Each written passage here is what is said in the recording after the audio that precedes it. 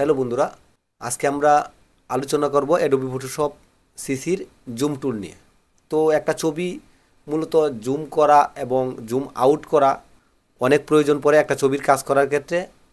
তো আমরা এই যে টুলবারটি আছে এই জায়গায় কিন্তু আমাদের জুম টুলটি আছে, আর জুম টুলটি আপনি চাইলে কিন্তু কিবোর্ডের জ্যাটে প্রেস করলেও কিন্তু জুম টুল পেয়ে যাবেন। এই যে দেখুন, আমি কিবোর্ডের জ্যাটে প্রেস করার সাথে সাথে কিন্তু আমার জুম টুলটি সিলেক্ট হয়ে গেছে এবং আমার মাউস পয়েন্টারটাতে একটা প্লাস হিসাবে আইকন চলে আসছে।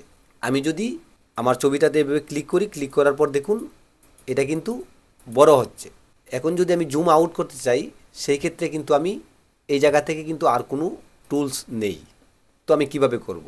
আমি কিন্তু আমার একদম প্রথম ভিডিওতে আমি বলেছিলাম যে এটার কিন্তু প্রতিটা টুলেরই একটা অপশন আছে। তো এই যে আপনি অপশন বারে আসলেই দেখবেন যে আমি প্লাস চিহ্নতে দেওয়া দেখে কিন্তু প্লাস হচ্ছে এবং মাইনাসটাতে আমি যদি মার্ক করি, মার্ক করার পর দেখুন এই যে আমার জুম আউট হচ্ছে।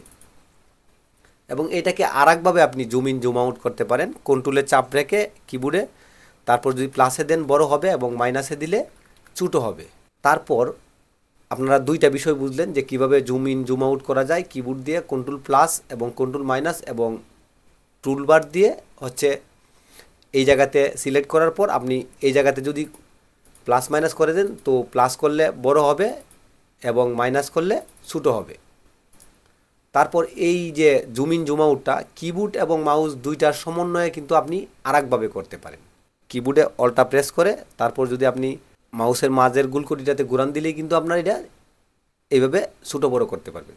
তো ভিউয়ার্স, আমি ভিডিওটা আর বড় করতে চাচ্ছি না। আশা করছি আপনারা জুম ইন জুম আউটের কাজটুকু অ্যাডোবি ফটোশপে খুব ভালোভাবে বুঝতে পারবেন। তো ভিডিওটি ভালো লাগলে একটি লাইক করে আপনার মতামত জানাবেন কমেন্টসে।